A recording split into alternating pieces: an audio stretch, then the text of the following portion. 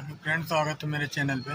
देखिए अभी ये आया था, नॉइस प्रॉब्लम का इशू किया था लोग आया था। देखो अभी कैसे इसका ब्लोअर पूरा टूट गया है और पूरा वो लोग बोलते हैं धुआं निकलना चालू हो गया था। तो अभी देखता हूँ खाली मोटर मतलब सही है कि ख़राब है कि क्या है, बस वही खाली चेक करना है अपने को। तो सप्लाई गया लड़का चालू कर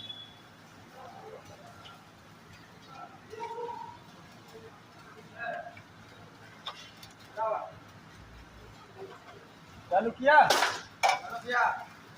पकड़ सीढ़ी।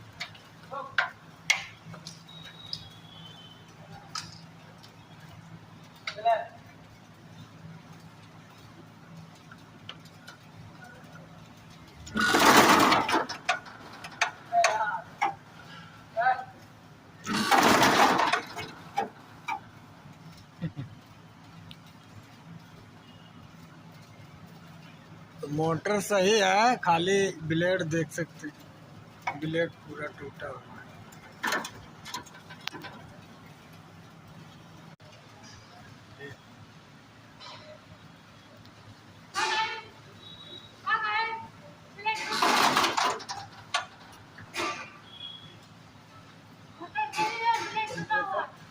चालू हो गया था।